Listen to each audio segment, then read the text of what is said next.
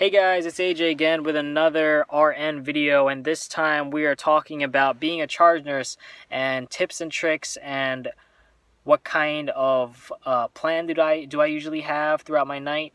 As you guys know, I am a night shift nurse. If you guys haven't checked out my prior video, it's just being a staff nurse, the tips and tricks that I do, how I schedule out my shift, and what works for me on a med surge floor at night, 7 to 7. So this time we're talking about the same floor. Now, my unit actually has an intermediate unit, so when you're working the night shift and you're charge, you also have the intermediate patients. So you can only have, most of the time, by the books, you can only have 4 patients if you have intermediate patients. So it's like a step down ICU, basically. Anyway, back to being a charge nurse. What I do, the same routine, basically, as soon as I come in, I like to come in 15 minutes before. Of course, I don't know that I'm a charge nurse until I get there. But while I'm there, I talk to the charge nurse from before. Hopefully, they have like a paper basically detailing, how many teles we have available for the unit, how many one-to-ones, restraints, and suicides, how many ISO patients, because all of these things are things that we have to answer during bed rounds, which is around 9:30, 21:30 at night. Um, what other, what's our max capacity? What's our census rate now? Things like that. What happened throughout the day? What patients are like VIP? What patients need their higher maintenance or something like that. Whatever it may be. What rooms might need some maintenance? What rooms are being cleaned? There's just so many things that you can talk about during change of shift with the last charge nurse. And then, of course, you get your report from the intermediate patients that you have. To be honest, they're not much different from your typical med surge patients. It's just that these are typically surgical patients, and these patients have either come from the ICU or maybe they might potentially go to the ICU based off their condition. You just have to be there more often because they're typically Q2 vitals. Some are just Q4, but they have telemetry monitoring in their room. They have private rooms, and they also have continuous pulse ox. So these patients have to keep a closer eye on. Definitely more high demanding, but really not that much more difficult, depending on the patient. Of course, every patient's different, of course. Sometimes you have easier patients in intermediate. Sometimes you have a lot harder patients in intermediate. You just never know. Anyway, so as a charge nurse throughout the night, what happens? Admissions come, especially during the night shift, and you have to distribute them evenly amongst people.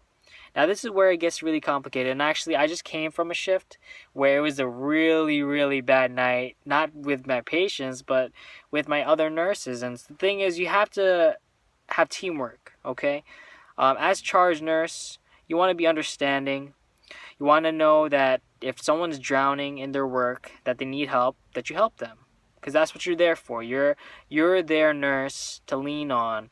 If you have a patient who's complaining, if you have a patient who needs some further assistance, who needs an IV, whatever it may be, if you need extra help, the charge nurse will be there. If there's a family member that's erratic, the charge nurse, that's the responsibility of the charge nurse to talk to them. So all these things you have a lot more responsibilities for, and you're there to be your basically, instead of being like a patient liaison, you're like a nurse liaison too, because you're making sure that the nurses are happy, that they're able to take care of the patients, and if they need help, you help them. And the thing is, there has to be teamwork involved. Okay, you can't just have someone drown and then just watch them drown, not do anything because you want to go home on time. You have to make sure that everyone works as a team.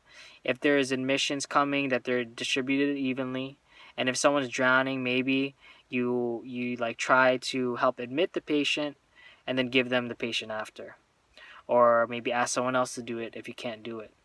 If you have 3 patients in intermediate, maybe you can take 1 more patient. Even if you have 4, sometimes I bend the rules. You're not supposed to have another patient. If everyone's drowning, what can you do? Maybe I'll just admit the patient and give it to the nurse. There's a lot of things that you can do, and and those who are nurses know that bending the rules is really part of the job. But we make sure that patient safety is ultimate. That is the most important thing, and of course, nursing safety too.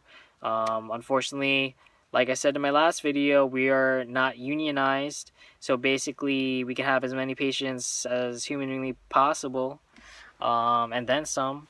So that's something you have to consider too, and you just have to look out for that. Always keep an eye on the admissions. Maybe place a marker so that way bed control knows where to place those admissions.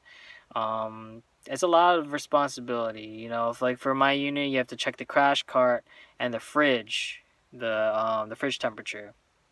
What other things you have to do?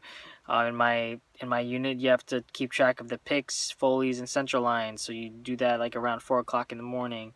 Other things we do is like the huddles in between during change of shift, the fall huddles that I mentioned in my last video. Who's at high risk for falls. And of course, making the assignment. Now, making the assignment is something that I want to definitely touch upon, because making the assignment is really hard. It's not easy. And it's gonna be controversial. People are gonna complain. What are you gonna do? Okay. So as a charge nurse, first and foremost, I've learned that you can only be so nice, and then you just have to realize that they have no choice. You have to let them know that I'm not just doing this to make your life miserable. I really have no choice. So you just have to be stern, assertive, something that I've been trying to work on, because I come off as I am a really nice guy. And the thing is, like, I don't want people to walk over me, but at the same time, I don't want to come off like a mean person. And that's the hard line that I'm trying to walk. I want to continue to be a nice guy, but I don't want to be walked all over. And that's kind of what happened last night. It's a big thing, but anyway, we worked through it. We did some teamwork. Hopefully we continue to do that as a unit, because that's what's most important, and that's what makes it easier for everybody else if we work as a team.